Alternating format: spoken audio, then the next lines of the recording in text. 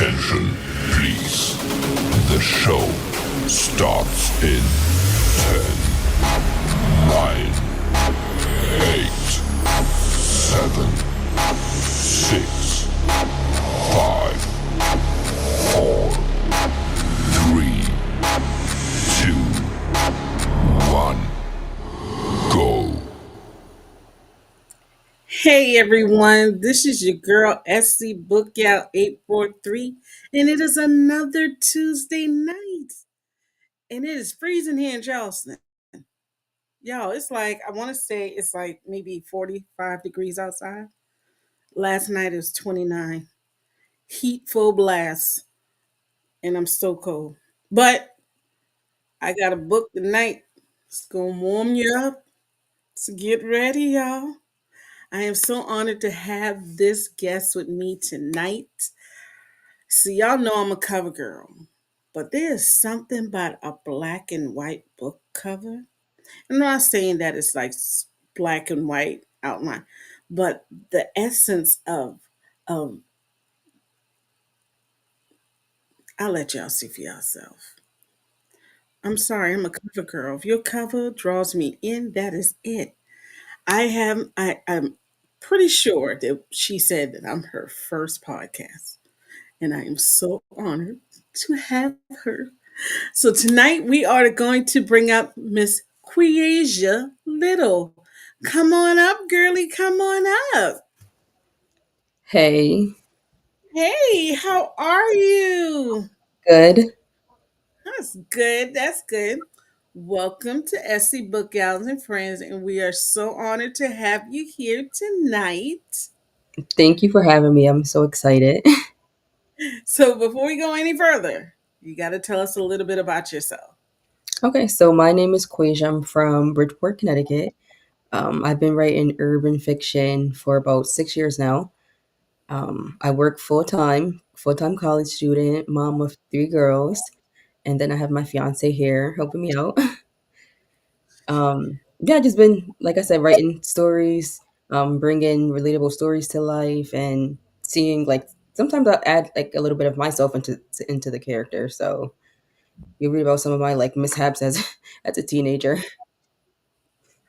Okay, cool. You have three girls. How Yeah. do you do it? Oh Lord. Well, the oldest is very helpful. She's Okay. she's gonna be 12, and then I have my middle child who's gonna be 9, December 13th, and then I have my little one Cameron. She's we call her Sunshine, but she's like a tornado. She runs through this house. It's her road. We're just living in it, so she keeps me busy. But like they're pretty good girls. So you're a full-time student. You also said you work, correct? Yep, 40 hours. And your mom, and you have your beautiful fiance. How in the world do you find time to write? I'm always just like, so I work at home, so my laptop's here, or like sometimes I'll have my phone and just taking notes, and wherever I'm at, I'm in a car writing and just trying to get it done like whenever like something pops into my head, like I have to write it down or I'll forget it. Are you like other authors and they have their characters like talking them in the head? Yes, so like sometimes it takes me a while to finish a book because it's like I'm going back between two and three different characters from different books. So it's always something going on in my head. Understandable. So, what started your journey to becoming an author? So, I've always loved reading. Like as a child, my mom would bring me to the bookstore every Friday and pick out a book. So, from like the age of 4, I've always had my head in a book. And then I wrote my first short story in 2019. No, not 2019. In high school, so like 2011. Just a short story for my teacher. And then 2019 is when I started taking it serious. Okay, so let's see. As a young child, what would you say was one of your favorite books? I would say maybe like Junie B. Jones, like one of those. Like I've read so much books, like I can't like pick a favorite, but I want to say like I started reading urban fiction when I was like 10, 11. So I started like with Ride With Me. I think that's by Joy Deja King. It was like Oh, I remember that one. it was I like remember towards younger, like a younger generation. So I started off with that, and then I just went straight to like Keisha Irvin, Guns N' Roses, and Torn. Oh, so you were in that Triple Crown area, Yes, yeah, huh? yeah. My godmother had like a whole library, so I've been sneaking in her stacks of books. Okay, I see it. I see it. I remember one of my favorite children's book. Well, I have two, and I still read them. Well, I used to read them to my kids. Was the monster in the back of the book, and then it was the five Chinese brothers. See, I Yeah, never I heard of was I was weird, but when I started working at the library, Triple Crown is where it started. yeah. Um, uh, it was had a conversation with a lady, and she was looking for the book B, and I thought she was calling me that. But that was the title of the book. So we had a little interruption. Exactly what So yeah, we were going back and forth. I had to tell my manager, I needed to get this one, and she explained it to me. So what caught your eye? Is it the fact that African Americans were writing, or the fact that, oh God, they actually put this in books? What made you go in that direction? I think that's noticing the different genres of books. So it's not just reading, like the Babysitter's Club or something like that. This is reading about stuff that, I'm growing up in this, not so much of the, like the drama of it, but this is like, I grew up in an urban area. So this is what I hear. So I want to read about it. So that's what kind of drawn me to the genre and stuff. Totally understand. So you said you started when we were talking off stage. You said you started writing, or you started writing this one in 2021 during that COVID period. I start to notice that there's a lot of books that were either created, thought about, published during that COVID era. Yeah. So I've always wanted to ask authors, how did COVID affect your writing? Was it, oh my God, I have all this time on my hand? Or, hey, I think I can write a good book if I put these thoughts on paper? I think it was more so of the time. So like when I first started writing, I was still working full time.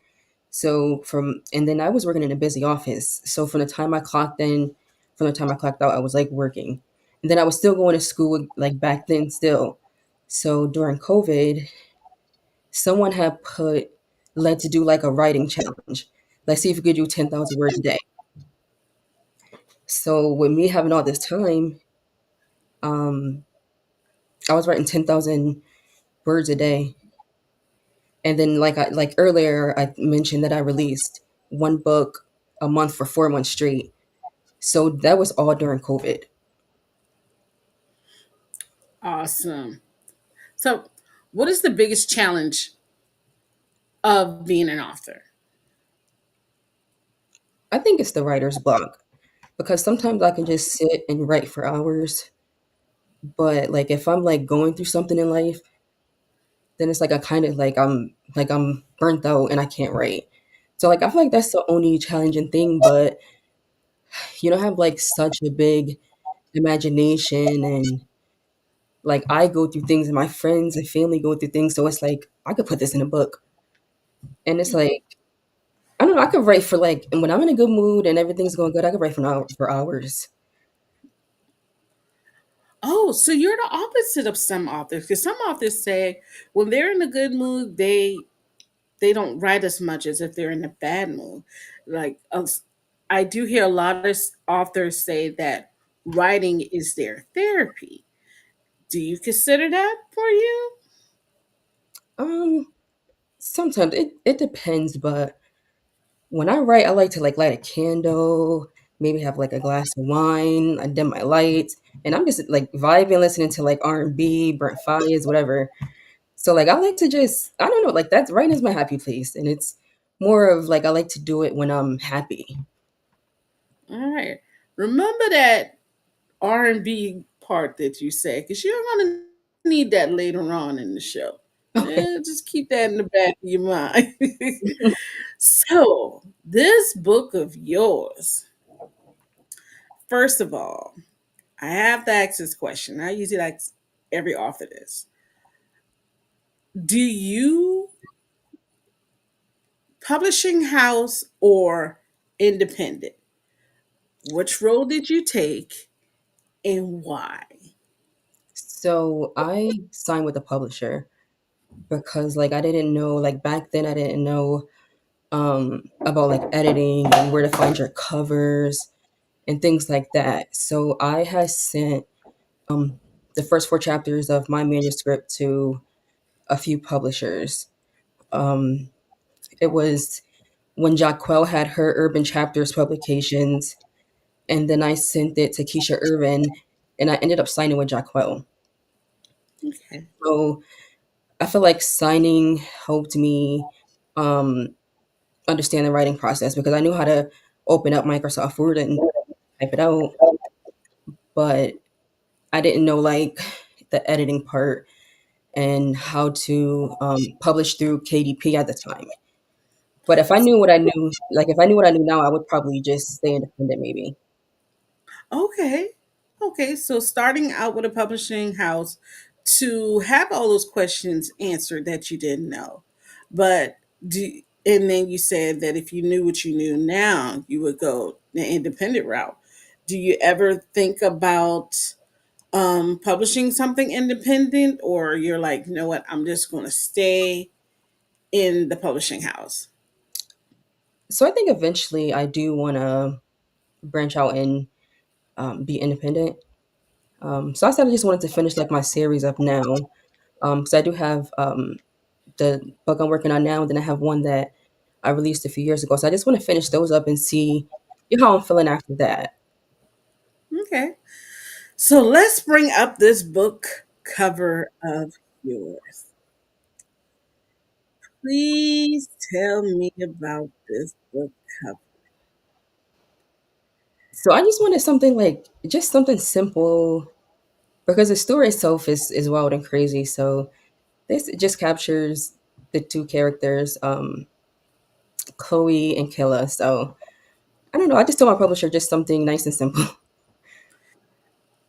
That's nice and simple. Oh, no, no, no. I see passion. I see. So for my other book covers, it's a little simple. Okay. All right. So tell us legal love and street ties. Yes. So the story is about Chloe. She's an aspiring attorney. Um, so one night out, she meets a guy, and they have like this one night, and she just leaves it at that because of what happened during their encounter. And a few years later, they run into each other, and they just have to. It's just I don't know. I just can't really explain it without giving too much away. It's she just got to take some risk, and it might interrupt her career, her current relationship, and it's just a lot of secrets in there as well. So in the book, who has more to lose? Chloe definitely does because she did the Mm, schooling, the college, working at one of the most prestigious law firms in Connecticut, so she has everything to lose. okay. So what is your book trope? Are we saying good girl, bad guy, or It's good girl, bad guy. good girl, bad guy? So why he got to be a bad guy? Oh, tattoos and stuff. And Back when I was writing the story, that's just where like my head was at.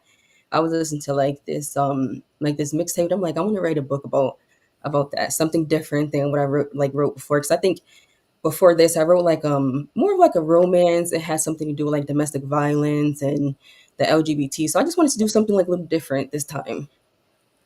okay, so you don't want to be placed in the box and known as I only write this type of trope. Do you like the fact of branching out and trying other different subject matters? Yeah, just like I have another book. It's called The Fatal Life of Lux. It's like a female assassin. So like I just do all different types of stories. Ooh, I like that. A female assassin. Yeah. Okay, okay. So if I saw your book on the shelf and it was screaming at me to pick it up, what would it be screaming? If you want to read about secrets and betrayal, just read this. Like that's just what the book gives. It's just I don't know. Like I send the book to my best friend, and so she's reading it like, oh, I can't believe you did this, or I don't know. It's just a good book. It's just different than anything that I ever written. I'm so excited about it. So you got a lot of twists and turns in it. So, Yes, a lot. oh, she said yes. Okay, so does she have that best friend on the side who is her ride or die, who's trying to give her information? Because I know every book you got that female who can either be your best friend or your worst enemy. Yeah, Which one is she? she has a best friend. She had two best friends at the beginning of the book. But one of them like kind of like fell back, and then during like the middle of the book, you'll find out why, and it's kind of like a betrayal. So, Oh, snap. Okay, so tell me about your male main character. Tell me a little bit about him. so his name is Killian. His street name is Killa. He was just like your neighborhood dope boy. And then he eventually moved away and started like dispensary and other other businesses. And then the night that they met or whatever, that brings him back to Connecticut, and so that's when they run into each other again. Oh, so your book is actually based on where you live. Yes. Oh my God. I read a book about an author and it was based where I live. I would say I enjoyed that book much more because I can literally visualize the places that they were talking about in the book. Yeah. Is that something that you wanted to do?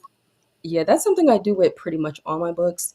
So like my first book is called A Bridgeport Love Story, and that's where I live, Bridgeport. Well, that's where I from is Bridgeport, Connecticut. So like I Mhm. always like to focus my books around places I know because it makes it flow better. Because I'm not stopping to Google this and Google that. And then like I noticed too, like with the readers, if you um, write a book somewhere and if it's not like the lingo that they use and they're from there, it's like, oh, I don't, it doesn't really make sense. So that's why I just write what I know. All right, I see it. I see it. So, who would you say is your biggest fan? Who is your, no, I wouldn't say fan. Who's your biggest cheerleader? Shout out your biggest cheerleader. So I would say my biggest cheerleader would be my best friend Patrice because like it could be 3 o'clock in the morning. I'm like sending her voice notes like, oh my God, I can't believe I'm gonna write that this character did this. And she'll respond right back.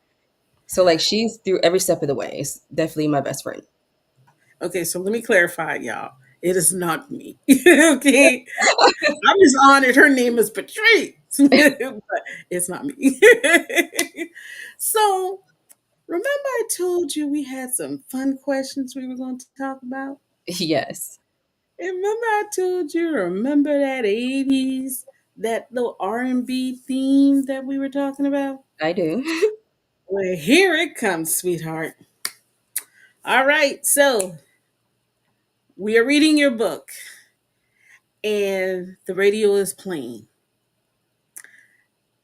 What 90s R&B song would be the would be would be on the playlist of your book? A 90s song. A 90s R&B song, which would be the title track. That's the word I want to use. Would be the title track of the book. Legal Love, and Street Ties. 90s. I would have to say Unbreak My Heart, something like that, because it's just a lot of by Tony Braxton. She hitting it with the Tony. Now that's a strong song. You know, we've been singing that when we've been young and ain't even know what a true heartbreak been. Yes, so that's Oh, definitely that. oh Lord, that's strong right there. Okay, great. So now that song is on the radio. I have your book in my hand. Y'all know the candle sales this past weekend. She said she would like candle and a glass of wine. Now I don't drink wine like I used to, but I can burn a candle. So what candle flavor or scent would be for your book? Fun fact, I make my own candles too, so Girl. it would be like a cashmere, like a vanilla cashmere, something nice and warm. Okay, so why would we have that one? Why what part of your book makes that candle the perfect one? It's just like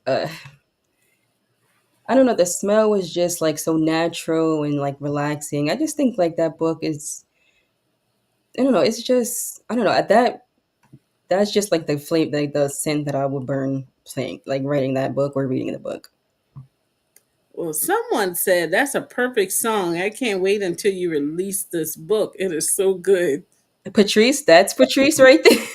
Hi, Patrice, girl. Okay, Patrice, we might have to do a book discussion on the book, girl. Matter of fact, when does the book come out? So I'm just working on the ending now. So probably December, the beginning of December. The, the beginning of December? Yeah, I'm hoping for like I'm trying to get it off to the editor this weekend, so it could be any time before then. Okay. If it's December 5th, it would be beautiful. Okay, It's my birthday, but it'll be beautiful. So we got the Vanilla Cashmere Candle, Unbreak My Heart, Tony Braxton. Guess what? I took your book, I call Lifetime. They say, you know what? We love this book. We want to turn it into a little mini series, okay? Who would play Killer? And they have to be a 90s rap artist. Who would play him and why would they be the one? I would have to say like Method Man or something. Oh, Lord, she That's said just I don't know. That's what he like. He gives like light skin, tatted. Like that's just him. I could picture him. Yeah, I could picture that. Method Man. Lord, y'all know me. I love me some meth man, meth man. Yeah, Okay, well, guess what? We got to have that leading lady. Let's make her a 2000 R&B artist. Who would she be and why? I would say maybe Kelly Rowland. So she's 90s 2000s, but I like just like the because Chloe she's like a nice like chocolate petite like that's just I can picture Kelly Rowland playing her. That would be an interesting mix. Kelly Rowland and Method Man, and I could see Bad Boy meets Good. I can see that. Yeah, that's You did that. That I like that. So guess what? Lifetime said, you know what? This went through the roof. So now we're going to give a chance and do a biopic on you. Who would you give the honor of playing you? And this can be anyone. And why did you give them that honor? I would probably say And it doesn't have to be a star, it could be a family member, it could be a friend, old school teacher. Hey, it could even be one of the kids. then I would probably have to say my daughter Gabby. That's mini me right there. She gets, Oh, yeah, she got like my movements down packed. She mocks me anyways, so she knows and which one is that? Is she the oldest? she's gonna be She's mine. oh, okay, Gabby, I see you. I see you. So we got Method Man, Kelly Rowland, Tony Braxton, Unbreak My Heart, Vanilla Cashmere, and Gabby. Girl, you just got it going on. But now, one last thing.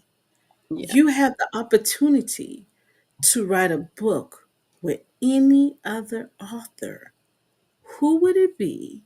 And what would you guys write about? Could it be like Dead or Alive? Dead or alive, whoever you want. Okay, I would say Maya Angelou. Okay. I love her. Like phenomenal woman. I love her. I would love to write a book with her about just the black woman experience growing up, going through life. All right. I love that. And then you brought it full circle. I love that. So we're get close to the end of the show. Can you tell us where we could follow you on social media? Any of your other books we should grab?